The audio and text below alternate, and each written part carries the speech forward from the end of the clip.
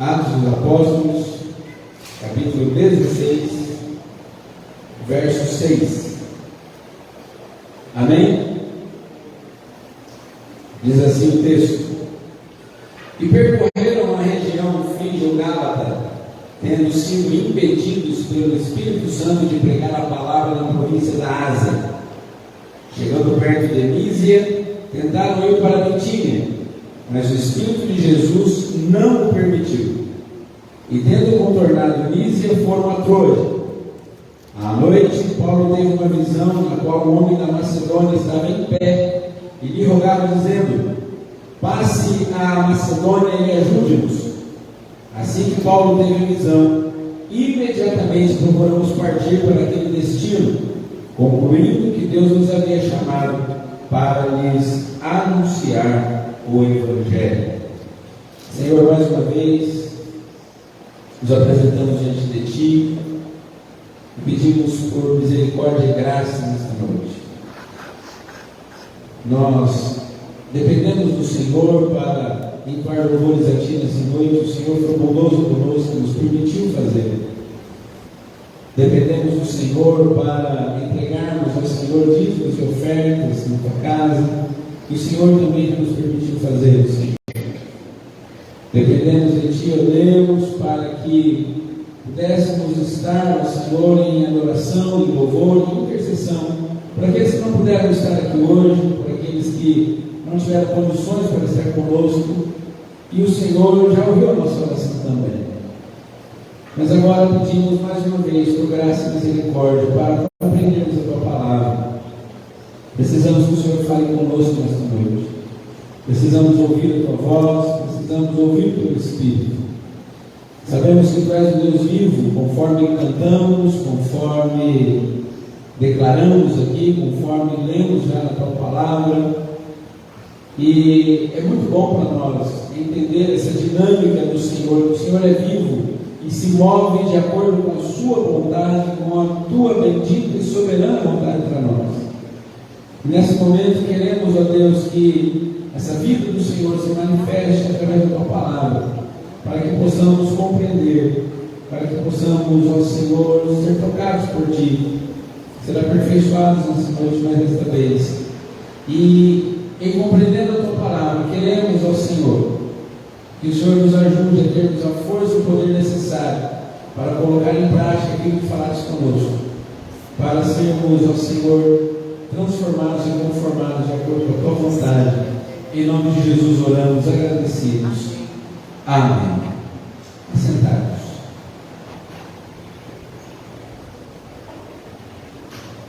Estar celebrando hoje a ressurreição de Cristo e nos lembrarmos mais desta vez que servimos a um Deus que é vivo, um Deus que é presente, um Deus que participa da nossa vida, um Deus que está a todo momento, a todo instante conosco, falando conosco e nos instruindo, nos corrigindo, nos confrontando, nos confortando, nos consolando, é maravilhoso para nós. E enquanto meditamos nesses textos do livro de Atos, nós vamos percebendo isso de forma cada vez mais clara. Nós servimos a um Deus que não está sujeito a regras, a programas, a paradigmas. Ele é muito dinâmico, ele é absolutamente vivo e presente em todos os momentos, e ele pode fazer o que quiser, como quiser, no tempo que quiser, da maneira como melhor lhe aprouver. Então, hoje é um dia muito bom para nós, um momento muito feliz, é muito bom estarmos aqui falando justamente desse aspecto da nossa fé, que é a certeza da vida de Cristo, a certeza da vida do nosso Senhor, a certeza da realidade da presença dele entre nós e conosco. Porque nós falamos da ressurreição, nós cantamos sobre a ressurreição, nós celebramos a ressurreição de Cristo, a vida de Deus, e celebramos o fato de que Ele é um Deus vivo e presente. E quando a gente vai para esse texto do livro dos Atos, em que nós estamos fazendo essa exposição, nós vamos vendo isso claramente se demonstrando através dos fatos que vão se desenrolando conforme caminhamos nesse texto aqui. E no texto que nós lemos hoje, nós vemos que a caravana missionária de Paulo e Silas, e agora também com mais um jovem Timóteo junto com eles, ela vai avançando em direção à região da Galácia, onde na primeira viagem missionária a palavra já havia sido pregada, mas eles não têm apenas a responsabilidade e a preocupação de visitar as igrejas já estabelecidas, em formar liderança nessas igrejas, em fortalecer aqueles irmãos, fazer com que aquelas igrejas comecem a se desenvolver e a crescer e a tomar corpo, mas eles também têm agora o interesse de, mais minuciosamente, entrar em territórios onde eles não haviam tido a oportunidade de entrar na primeira viagem. E aí diz o texto que nós lemos que eles percorrem a região da Frígia e da Galácia, e eles estão agora querendo entrar em alguns outros lugares. E em primeiro lugar, o apóstolo Paulo intenciona entrar na província da Ásia. A província da Ásia Menor era a região onde se encontra a Turquia hoje. Era a região onde posteriormente foram abertas as igrejas do Vale do Rio Pico. As igrejas para as quais o Senhor Jesus manda aquelas 7 cartas que estão no nosso livro do Apocalipse: Éfeso, Pérgamo, Esmirna, Tiatira, Sardes, Filadélfia, Laodiceia. Mas aqui o apóstolo Paulo tem a intenção de já começar o trabalho nessa região, mas o texto nos diz que ele é impedido pelo Espírito Santo de fazê-lo. Ele estava desejoso, o coração dele ardia por missões. Paulo, um homem muito ativo, um homem muito atirado para fazer o trabalho do Senhor, mas naquele momento especificamente o Espírito Santo impede ele de entrar. Como que o Espírito Santo fez isso? Não sabemos. Mas sabemos que Silas era profeta. Talvez o Espírito Santo tenha falado através de Silas que não era o momento de Paulo entrar na publicidade. Nós sabemos que as igrejas também eram daquela região já estavam estabelecidas, e talvez Deus tenha falado através do Espírito Santo por aqueles irmãos que Paulo não deveria entrar naqueles lugares porque não era o momento que Deus queria. Alguns estudiosos também acreditam que a enfermidade de Paulo, tal espinho na carne, tenha se agravado naquele momento, e por causa dessa enfermidade ele não conseguiu desenvolver o trabalho nessas regiões, e ele foi meio que canalizado pelo Espírito Santo para um outro lugar onde o Espírito Santo desejava que ele estava. Talvez o Espírito Santo tenha usado a enfermidade para levar Paulo a um outro lugar que ele gostaria que Paulo estivesse naquele momento e que não fosse a província da Ásia. E eles então continuam caminhando, continuam fazendo o trabalho, e eles chegam ao perto de Mísia, e aí eles querem entrar também em Bitínia, mas o Espírito Santo também não deixa. No verso número 6, o autor aqui, Lucas, ele fala que foi o Espírito Santo que impediu, e agora no verso 7 foi o Espírito de Jesus. O Espírito de Jesus, o Espírito Santo, o Espírito da verdade, é o Espírito Santo que nós conhecemos, é Deus presente, é Deus agindo na nossa vida. E o Espírito Santo não permite, o Espírito de Jesus não permite que eles entrem também na Bitínia. E eles vão contornando e vão tentando, e vão vendo aonde há oportunidade, aonde o Senhor permite que eles preguem a palavra, e eles chegam na cidade de Troade. E ali na cidade de Troade eles acampam, eles pernoitam, eles se hospedam, e chegando naquela cidade ali, o apóstolo Paulo ele tem uma visão. E nessa visão, um varão da Macedônia aparece em pé, não é? E rogando: passe a Macedônia e ajuda-nos.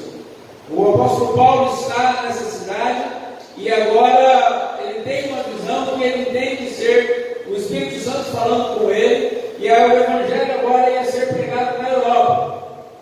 E os estudiosos acreditam que esse impedimento do Espírito Santo até aquele momento estava canalizando Paulo para chegar em Troade, para justamente se encontrar com Lucas, o evangelista. Porque se você prestar atenção no verso 10, a pessoa em que o texto está sendo escrito muda de eles para nós.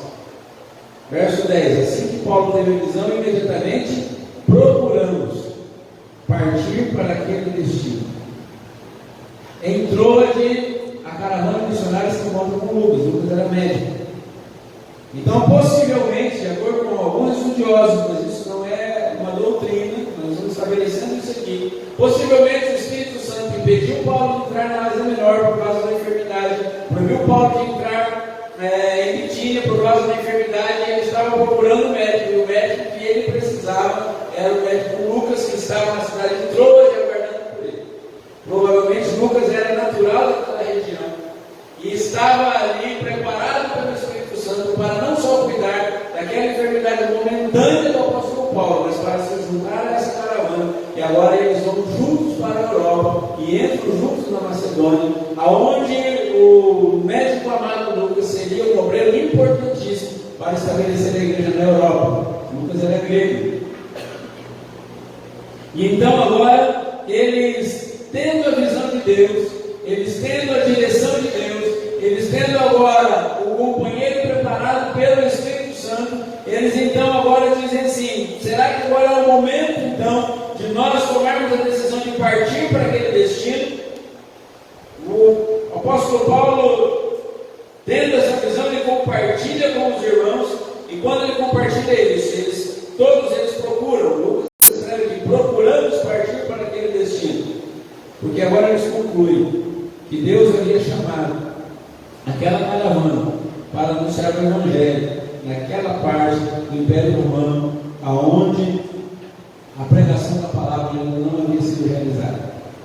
E a partir daquele instante, então, a caravana missionária se dirige para a Europa. O Evangelho de Jesus Cristo começa a entrar em território europeu, e da Europa veio até nós. Não é? Nós recebemos o Evangelho a partir da Europa. E o que é interessante destacarmos nesse texto é que, quando o Espírito Santo não concorda com a ideia dos missionários, quando o Espírito Santo não concorda com a ideia do apóstolo Paulo, eles não ficam reclamando, eles não ficam maldizendo, eles não ficam forçando a barra, eles não tomam decisões por eles próprios, mas eles se submetem à direção do Espírito Santo. Nós não sabemos como o Espírito Santo fez isso.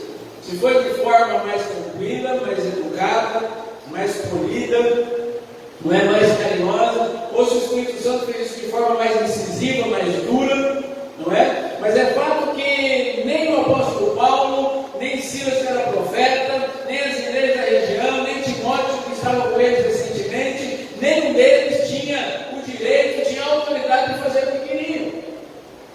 Mas eles tinham que se submeter à vontade do Espírito Santo. E eu e você precisamos olhar para esse texto e aprender isso. E nem sempre Deus vai dizer sim para aquilo que a gente deseja, ainda que seja em prol do reino de Deus. Porque Paulo falou assim: eu vou pregar lá na Ásia Menor. As pessoas falam: não vai. Mas peraí, é obra de Deus, eu sou missionário, eu sei como é que faz, deixa comigo. E o Espírito não vai, não. E o Espírito Santo não deixou, o Espírito Santo impediu. Mas eles continuam procurando alternativas. E aí a segunda alternativa é não de novo. E eles continuam buscando uma terceira alternativa. E chegam em Troas. E aí o Senhor mostra claramente qual é a vontade para eles. Qual é a vontade de Deus para eles. E eles se submetem, e eles obedecem, eles acabam e partem imediatamente para obedecer o propósito de Deus, para fazer a obra de Deus do jeito que Deus queria que eles fizessem. E o importante para nós, olharmos essa história, uma história bem curta, bem sucinta, mas que tem algumas mensagens importantes, algumas lições importantes, é que nem fazer a obra de Deus tem que ser consumido. Nem com boa intenção, e nem para agradar a Deus, e nem para fazer a obra de Deus, a gente faz o jeito que a gente quer e na hora que a gente quer. Mas é a vontade de Deus que deve prevalecer sempre nas nossas vidas. Nós temos um exemplo trágico de gente que quis fazer a obra de Deus do próprio jeito, de acordo com a própria vontade, sem considerar a vontade de Deus, que é o caso de Uzá. A Arca da Aliança ficou na casa de Abinadab mais de 20 anos, Uzá e Aiô eram seus filhos, cresceram dentro daquela arca ali, em algum lugar da casa, um pouco separado, não sei onde foi colocado. Mas Davi manda buscar a arca do Senhor, e como é que a gente vai levar a arca? Ah, veio de lá do Betsêmes um carroção novo, vamos colocar no carroção também. E eles colocam a arca no carroção, já estava errado. A arca deveria ser carregada nos ombros dos levitas, dos sacerdotes. Mas colocam a arca no carroção. E aí Davi fazendo toda aquela festa, e muita gente cantando, tocando, louvorzão e tal. De repente os bois tropeçam, a arca vai cair, Uzá vai e coloca a mão para segurar. E aí eu e você pensa assim, mas ele só estava querendo ajudar. Mas nem para ajudar a gente deve desobedecer a Deus. E a Bíblia ele faz dizer que quando ele leva para segurar a arca, Deus fulmina Uzá. Ele morre instantaneamente. Porque não tratou com reverência as coisas de Deus. Então as coisas de Deus não são feitas do nosso jeito, do jeito que a gente quer, na hora que a gente quer, da forma como a gente pensa. É preciso estar atento, porque nós temos um Deus vivo, nós temos um Deus presente, nós temos um Deus soberano, e Ele nos guia de acordo com a sua própria vontade, e é de acordo com a vontade dele que nós devemos andar. Então, olhando para esse texto, para essas histórias todas que nós meditamos aqui, a pergunta que fica é: que critérios que guiam as nossas decisões? Como que a gente decide? Como que a gente pensa? Como que a gente programa? Como que a gente planeja as coisas que dizem respeito à nossa vida espiritual, à nossa vida secular, à nossa vida material, em todas as áreas da nossa vida? Quando nós vamos decidir alguma coisa, nós levamos em conta a vontade de Deus, a direção do Espírito Santo, ou simplesmente traçamos os nossos planos? E sem considerarmos a vontade do Senhor, e sem buscarmos ter a sensibilidade para ouvir de Deus o que Ele quer de nós. Aqueles missionários, eles tinham planos, eles tinham projetos, eles tinham destinos traçados, eles tinham desejos, mas estavam absolutamente submissos à vontade do Espírito de Deus.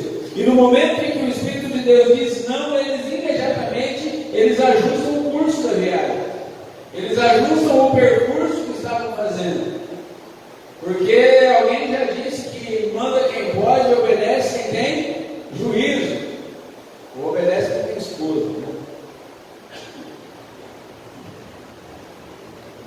Mas aqueles homens, eles se submetem inteiramente à vontade de Deus. E quantas vezes eu e você, nós perecemos, sofremos, nós nos entristecemos, nos angustiamos, porque simplesmente traçamos os nossos planos, não consideramos a vontade de Deus, não paramos para ouvir a voz do Espírito. Quando o Espírito fala, a gente ignora. Quando o Senhor bloqueia, a gente simplesmente tenta furar o bloqueio de Deus. E às vezes somos muito enfáticos em querer fazer isso, e por causa disso às vezes patinamos na fé, porque não exercemos o ministério que deveríamos exercer, ou queremos exercer o ministério que não é para a gente. A gente fica de olho no ministério que é para outra pessoa está fazendo, a gente quer fazer o que é para o outro está fazendo, e aquilo que é para a gente fazer, a gente não quer fazer.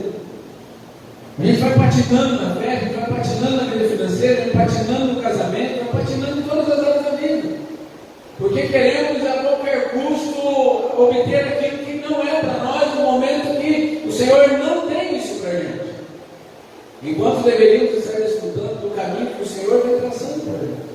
E como é bacana a gente olhar esse texto e ver assim: puxa, olha o Espírito Santo carinhoso que era aqueles irmãos. O Espírito Santo que eles entrou, ele já entrou e tinha Lucas esperando por eles. Eles não sabiam que Lucas estava lá. Ou talvez até sabiam que lá tinha um médico, mas eles não estavam precisando do médico. E de repente o Espírito Santo falou: Paulo, você vai ficar doente, eu quero que você chegue lá no médico. E o médico é um lugar chato, eu preciso colocar perto de vocês. Então nós não conseguimos enxergar o panorama todo, mas Deus está vendo todas as coisas. Deus enxerga o nosso passado, presente e futuro ao mesmo tempo. A vontade dele é boa, perfeita e agradável. E olhar para esse texto para nós nos enche o coração de esperança, nos enche o coração de alegria, nos enche o coração de fé e de coragem, porque sabemos e podemos saber através desse texto que mesmo quando os nossos traçarmos não estiver perfeitamente planejado para nos levar aonde Deus quer que nós esteja, nós temos um Deus vivo que nos dirige em cada passo da nossa vida, se nós nos deixarmos dirigir. Se nós nos deixarmos dirigir, se nós nos deixarmos guiar pelo Senhor, Ele nos guiará pelo projeto que Ele tem para cada um de nós. E analisar a atitude desses missionários diante disso, vai nos fazer aprender a como reagir diante das mudanças. Porque Deus, às vezes, muda as coisas e os planos da nossa vida, Ele traça novas metas, Ele traça novos destinos, e nós nem sempre sabemos reagir. Às vezes reclamamos, às vezes insistimos, às vezes desistimos, às vezes desanimamos, às vezes maldizemos. A gente olha para o texto de Jonas. Jonas não queria saber de Nínive.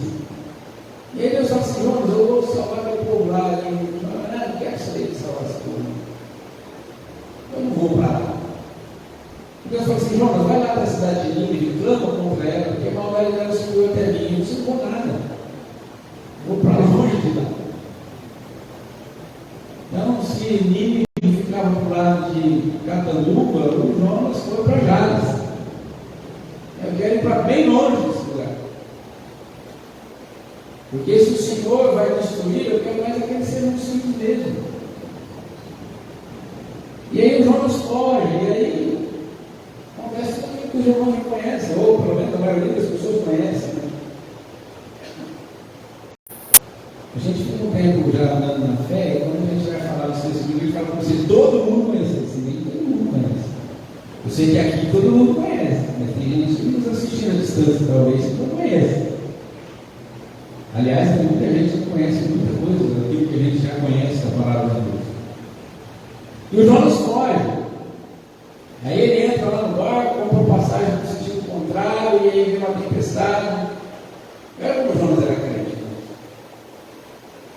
Jonas era um cara muito crente. Porque quando aquela tempestade toda vem, e as pessoas estão lá desesperadas: a gente vai morrer, a gente vai morrer, acorda o Jonas: ô Jonas, acorda, olha a situação que está.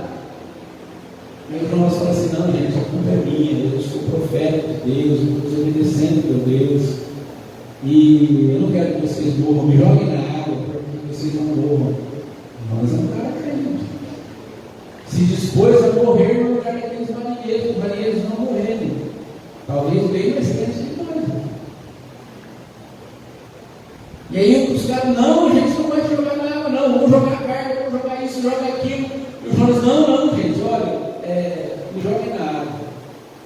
E aí o pessoal joga os Jonas na água, o mar se aquieta, todo mundo começa a orar a Deus e se converteram. Por causa do testemunho de Jonas, o barco se converte todo mundo. Olha que maravilhoso, mas Jonas estava fora da vontade de Deus ainda. E aí o peixe vai lá, engole o Jonas, o Jonas fica aflito dentro do peixe. Aí Deus tem misericórdia do Jonas, o peixe vomita o Jonas. Aí Deus fala assim: vai lá, Jonas, vai lá para o Nínive lá, que não mudei essa ideia ainda não. É para lá que você tem que ir. Aí Jonas prepara um belo sermão, simples, em uma frase: ainda 40 dias e Nínive será destruído. Subvertido, por algumas versões. A cidade demorava 4 dias para percorrer. Ele faz isso em 1 dia e meio, e gritando. Mas aí um escuta e fala assim: rapaz, sou um camarada falando que a gente vai perecer. E aí o povo começa a chorar, começa a se arrepender, começa a se converter. O rei escuta. E aí todo mundo vestido de pano de saco e jejum. Até os animais tinham que jejuar e vestir pano de saco. Tem pessoal todo com a camisa do Palmeiras. Não, eu sou campeão hoje. E aí o povo tudo chorando. E aí o Jonas falou assim: está vendo por que eu não tinha que pegar esse povo? Eu tenho misericórdia deles. E às vezes a gente é assim. A vontade de de Deus não é agradável para nós. Muitas vezes, para nós, a vontade de Deus ela é ruim, porque Deus quer que a gente ame e que a gente não quer amar.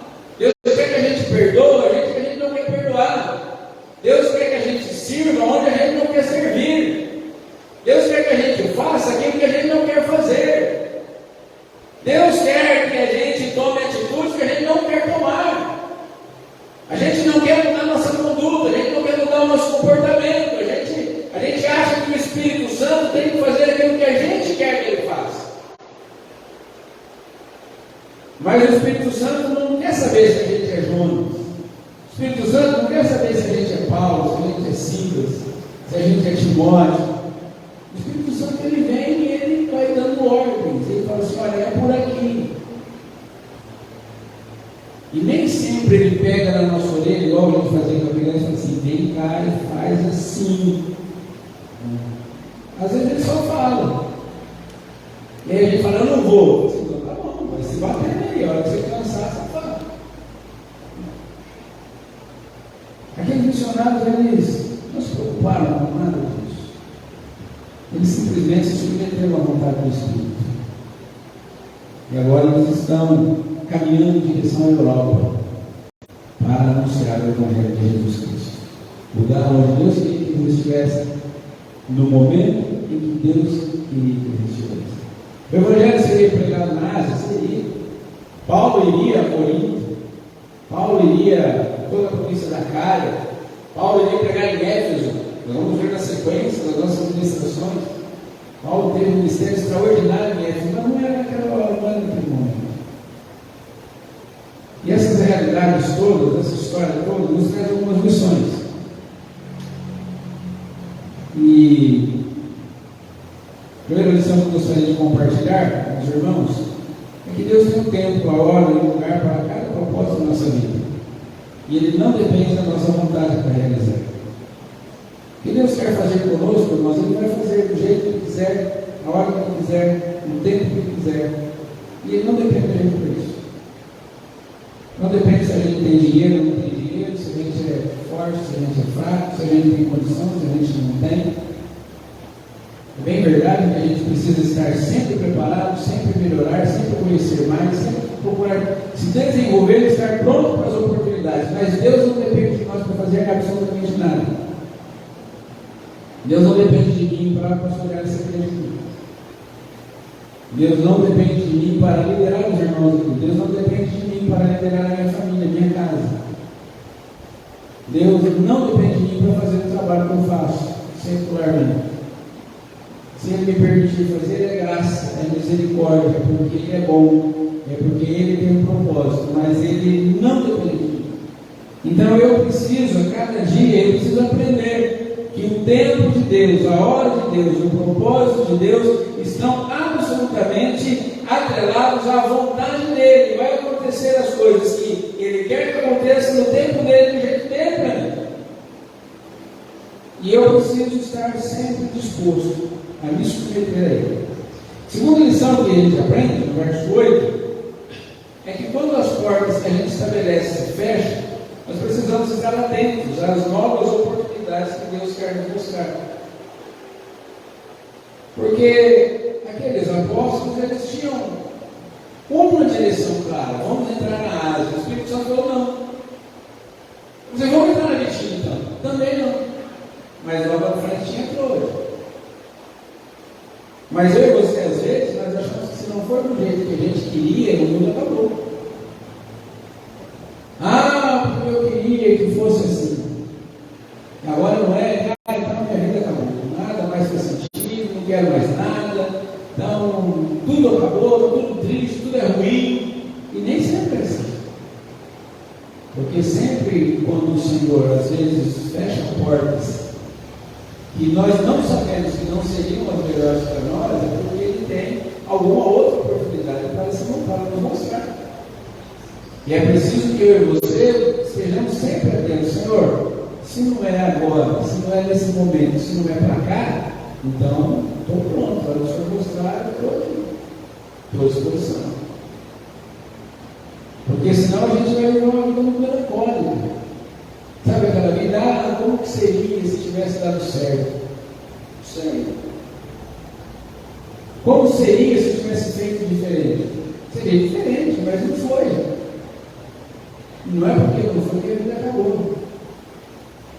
Ah, porque eu gostaria de ter feito isso, gostaria de ter feito aquilo, gostaria de ter feito aquilo outro. Não, mas a vida não acabou, dá para fazer muita coisinha. Deus não deixou que eles entrassem, o Espírito Santo não deixou que eles entrassem na área, não deixou que eles entrassem na Betina, mas nos levou de Troade. E lá em Troade estava o Lucas esperando. Lá em Troade tinha uma família abençoada. Lá em Troade tinha o Eutico, lembra do Eutico? Um camarada que ficou na janela lá, dormiu, caiu, depois foi ressuscitado. Tinha muita coisa boa para acontecer em Troade. Tinha coisa ruim também para acontecer em Troade. Acredita-se que a segunda vez que o apóstolo Paulo foi preso foi em Troade, na casa do Carpo. Eu queria aprender lá nos livros. E você vê isso lá na segunda carta de Timóteo. Paulo escreve para Timóteo: pega minhas coisas lá em Troade, na casa de Carpo. Minha capa, os livros, os pergaminhos. Né? Provavelmente denunciado por Paulo Alexandre Latoeiro. Porque às vezes onde o Senhor quer nos levar, tem gente ruim também. Alexandre Latoeiro provavelmente também era naquela cidade. O homem que provavelmente teria delatado Paulo para que ele fosse preso a segunda vez. Prisão da qual ele saiu morto. Fisicamente morto. Mas recebido na glória. Aleluia, Deus. Então, quando as portas se fecharem, aquelas que nós achamos que eram as melhores para nós, vamos estar atentos, porque talvez Deus tenha novas oportunidades. Terceira lição aqui que eu quero compartilhar com os irmãos é que Deus não nos deixa confuso, e muito menos sem direção, porque no Senhor nós sempre encontramos a orientação que precisamos sobre as decisões que devemos tomar. Deus não é Deus de confusão. Deus não é Deus de confusão. O apóstolo Paulo escreveu em uma de suas cartas que a paz de Cristo deve ser o árbitro do nosso coração. Então, sempre que eu e você estivermos diante de uma situação em que nós não sabemos que decisão tomar, que direção tomar, vamos buscar a Deus em oração, porque nós temos um Deus que fala, amém? Nós temos um Deus que fala, o Espírito Santo fala, o nosso Deus é vivo. Ele fala, muitas vezes nós não ouvimos. Às vezes a nossa comunicação tem tanto ruído que a gente não consegue ouvir. Sabe quando alguém liga para você está lá no shopping, bem no meio da praça de alimentação, tem um barulhão. Às vezes o Espírito Santo está tentando falar com a gente, mas a gente está nesse ambiente, muito barulho, muita interferência, muita influência, muito ruído, e a gente não consegue ouvir a voz do Espírito. Talvez seja esse momento de você fazer o que Jesus falou: entra no seu quarto, fecha a porta. Fala: Senhor, não, como? Qual é a tua vontade?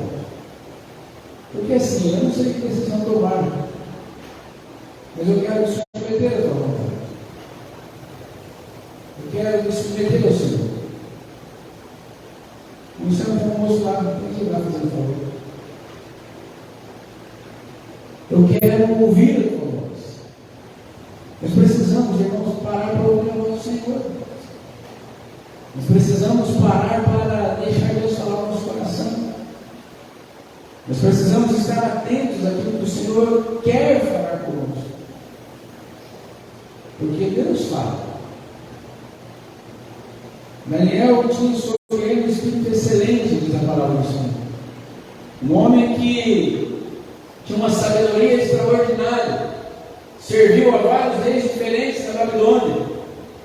Mas era um homem que cedo, meio-dia e de tarde, ele ia para o quarto dele, fechava a porta, abria a janela das mãos de Jerusalém, para ouvir o Senhor.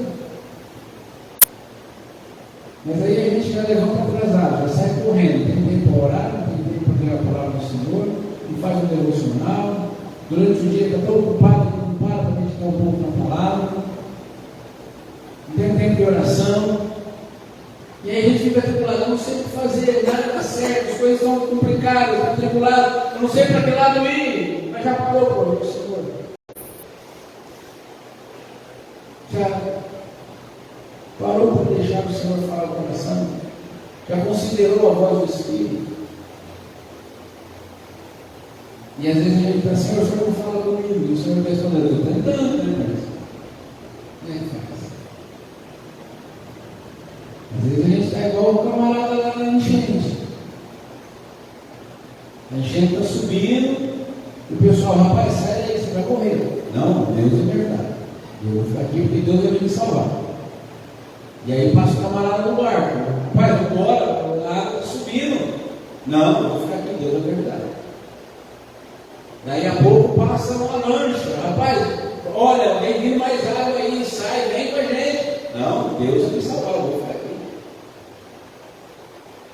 Aí de repente eu helicóptero, desce aquele homem na cestinha e tal, com o medo. Rapaz, monta aqui que você não vier, você morre. Não, Deus vai me salvar, ele morreu. Não foi. E aí chega diante do Senhor, eu confiei tanto que o Senhor ia me salvar, o Senhor não me salvou para o rapaz. Mandei na barco, mandei lancha, mandei helicóptero, você não quis sair de lá. Eu vou fazer o quê? Não é? Quanta coisa Deus já tem nos falado e a gente não dá atenção. Porque nem sempre a voz de Deus é aquela que a gente quer ouvir. A gente vai lembrar, se a gente olhar para a palavra do Senhor, quem geralmente fala o que a gente quer ouvir não é o Senhor. Não é? Quem foi que falou assim, olha, mentira de Deus, você não vai morrer coisa nenhuma, pode comer, fica à vontade. Faz mal não. Foi Deus que foi isso? Geralmente, a voz de Deus é aquela que não gosta muito de ouvir, ou não quer muito ouvir. Então a gente faz de conta que está ouvindo. Mas é a melhor para a gente. Deus quer o nosso bem, amém? Se eu e você acreditamos que Deus sempre quer o nosso bem, que a vontade dele é melhor para nós precisamos considerar a voz de Deus, aprender a ouvir a voz de Deus. Agora, se a gente, igual aquelas crianças birrentas que acham que o pai só quer o mal dele, não é? Meu pai me persegue, meu pai me odeia, meu pai só quer o meu mal, meu pai fica me pondo ordem, me pondo limite, porque não gosta de mim, não quer me ver feliz. Então a gente acha que Deus é assim, que Deus não quer ver a gente feliz, então não dá o que a gente quer, não é? Aí a gente fica pedindo esses absurdos para Deus, coisas que vão nos destruir, e fica bravo porque Deus não dá, né? É igual criança mimada, igual criança birrenta. Mas nós sabemos que o nosso Deus é um Pai amoroso. E Ele fala, amém? Deus não nos deixa confusos nem sem direção. E a última lição aqui que eu quero compartilhar com vocês hoje é que uma vez que temos certeza da direção de Deus, o movimento que nós devemos fazer deve ser sempre o movimento que Ele nos orientar a fazer. Porque quando Paulo vê aquele homem da Macedônia, alguns acreditam que o homem da Macedônia fosse o próprio Lucas. Outros prendem-se realmente ao texto, dizendo que, entendendo que foi uma visão que Paulo teve do homem da Macedônia, dizendo, passe a Macedônia e ajuda-nos. Paulo conta a visão, chega assim, gente, o negócio é o seguinte, ó, não deu para ir lá para Ásia Menor, a gente não conseguiu entrar lá, Bitínia também o Espírito Santo não deixou, mas agora eu tive a visão do cara da Macedônia chamando a gente, foi um sonho que eu tive aí, e eu entendi que era o homem da Macedônia. Sabe quando você tem um sonho que você tem certeza de que é aquilo que estava acontecendo no sonho e tal? E aí eles falaram assim, ué, então, vamos ver se tem passagem para essa Macedônia, vamos para lá. E aí eles concluíram que era a vontade de Deus e imediatamente partiram para aquela região. Muitas vezes eu e você já sabemos a vontade de Deus, já sabemos o que Deus quer, mas ele fica enrolando.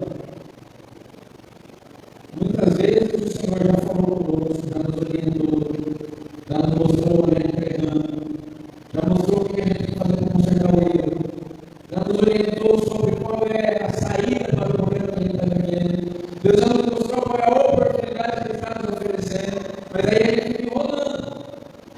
Porque ir para Macedônia não é fácil. Nós vamos ver na sequência aqui. Foi fácil para eles irem para lá, entrar em Filipos, anunciar o Evangelho da Europa, não é?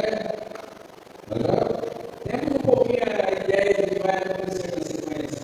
Era a vontade de Deus. Quer dizer, ele sabe que fazer a vontade de Deus vai nos custar alguma coisa.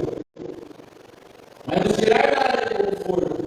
Vai nos fazer mudar alguns conceitos. Vai nos fazer abrir mão de algumas coisas. Pagar algum preço. Fazer algum sacrifício. E aí ele fica enrolando. A gente fica estacionado. A gente fica fazendo de conta que não sabe. A gente fica meio que cozinhando gado, como diziam os antigos. Mas a palavra de Deus é enfática. Nós não estamos nesse mundo aqui para descansar. Nós não viemos aqui para tirar férias. Nós estamos aqui para cumprir o propósito de Deus na nossa vida, amém? Porque Jesus nos salvou para a glória dele, não para a nossa. Nós somos salvos por Jesus, estamos comemorando hoje a ressurreição de Cristo, a Páscoa. Qual o propósito da ressurreição de Cristo? Qual o propósito da nossa salvação? Jesus salvou a gente, que a gente é bonito, que a gente merece, que a gente é legal, que a gente é importante. Não. Jesus nos salvou para a sua própria glória. Estamos aqui para quê? Para a glória de Deus. Para servir a Deus, para cumprir o propósito de Deus, para viver para Deus. É tudo para Ele, porque nele, por Ele, para Ele são todas as coisas. Glória, pois, a Ele, pelos séculos dos séculos. Porque Ele não diz respeito a nós. Então, uma vez tendo sido direcionados pelo Senhor, uma vez tendo visto as oportunidades que Deus nos oferece, uma vez sendo instruídos pelo Senhor, direcionados por Ele, temos que tomar a atitude e fazer aquilo que Deus manda fazer. Porque não adianta a gente ter uma vida medíocre, achando que a gente vai conseguir enrolar a vida e levar na conversa. Porque não é assim. Esses apóstolos não ensinam isso. Uma vez entendendo a vontade de Deus, então é para Macedônia? É, vamos embora. E eles concluíram que era para ir para lá e partiram em direção àquele lugar.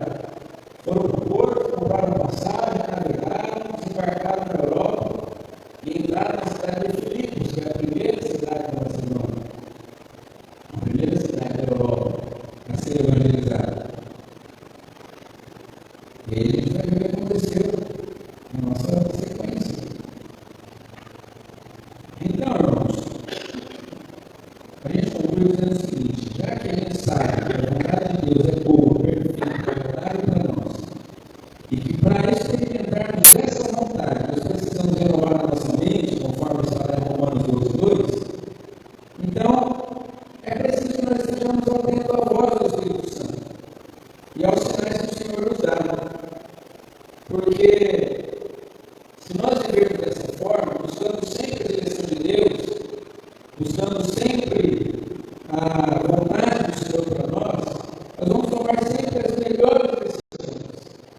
E se nós tomarmos as melhores decisões, essas decisões nos trarão verdadeira felicidade.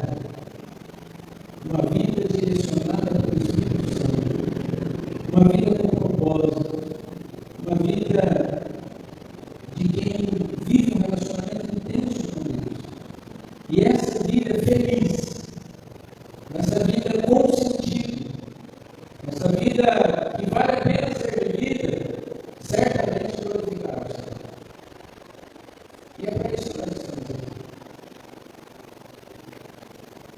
E aí as perguntas que ficam para nós diante disso tudo, como anda a nossa convicção do propósito de Deus para nós? Irmãos, eu estou onde eu realmente deveria estar, fazendo o que eu realmente deveria fazer, no tempo que Deus determinou para que eu fizesse? Eu e você, se fizermos essas perguntas de forma sincera para nós hoje, qual será a resposta? As nossas decisões, nós temos baseado na vontade de Deus ou na nossa? Nós temos vivido de acordo com o que Deus quer para nós ou de acordo com aquilo que nós desejamos? Que grau de relacionamento relacionamento a gente mantém com aquele que a gente chama de Senhor? A gente vê no Sermão do Monte, Jesus dizendo que naquele dia, muitas pessoas dirão, Senhor, Senhor. Lembre-se sempre, né? Já estamos falando aqui algumas vezes. Quando uma palavra é repetida 2 vezes no texto bíblico, é porque está se dando uma ênfase. Porque na língua original não tem advérbio de intensidade. Então, para mostrar que intensa maneira de dizer, repete 2 vezes. Em verdade, Senhor, Senhor. Olha a solenidade dessas pessoas. Que dirão, nós expulsamos demônios, não falamos línguas estranhas, não fizemos muitos milagres em teu nome. E Jesus fala assim, eu não conheço vocês.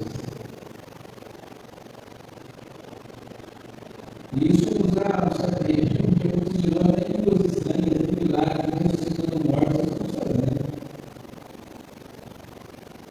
Se gente que vai fazer isso, vai ouvir de Jesus que Jesus nem os conhece, então assim, que grau de relacionamento nós estamos tendo com aquele que nós chamamos de Senhor? Porque é da gente parar para pensar, porque ainda há tempo de nós termos um relacionamento profundo com o Senhor. Isso não tem a ver com a nossa retidão, com a nossa pureza, com a nossa santidade, tem a ver com a nossa sinceridade. Irmão, vai ter muita gente santa no inferno. E vai ter muita gente que meio que apegou a vida inteira, mas com o coração quebrantado diante do Senhor vai para o céu. Porque não tem a ver com a nossa santidade, tem a ver com o nosso relacionamento com o Senhor. Eu não tenho dúvida que no céu vai encontrar muita gente que meio que apegou dali, caiu lá, caiu aqui, levantou um dia, caiu no outro, e foi aos trancos e barrancos, mas o coração amava Jesus. E porque amou o Senhor Jesus, tinha um relacionamento profundo com Ele, mesmo sendo fraco, vai para o céu. Ao passo que vai ter muitos santos que nunca fez nada errado, mas nunca amou Jesus, vai dar no inferno. Porque não tem a ver com a nossa retidão, tem a ver com o nosso relacionamento. O que a gente vê nesse texto aqui é relacionamento. O Espírito Santo fala assim, aí não, Paulo, vem pra cá. Aí Paulo, aí não, aqui, ó. Aí Paulo, agora é lá para Macedônia, beleza, vou chamar meus amigos. Gente, ó, agora é para lá para Macedônia. Porque o Espírito Santo está mandando, o Espírito Santo está falando, o Espírito Santo está perguntando, o Espírito Santo não vai pegar o que é ter um relacionamento com Jesus. Como é esse nosso relacionamento com Jesus? Será que hoje a gente precisa, e essa é a última pergunta, para a gente orar, será que a gente hoje precisa tomar a decisão de procurar afirmar essa voz de Deus? Se for o caso, ok, para frente, vamos orar um pouquinho aqui. Dizer, Senhor, eu quero ouvir a tua voz. Eu quero ouvir mais.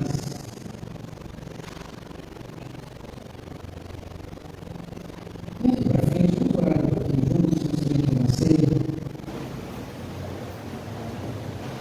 Fala, Deus. Fala, Deus. Toca-me com brasa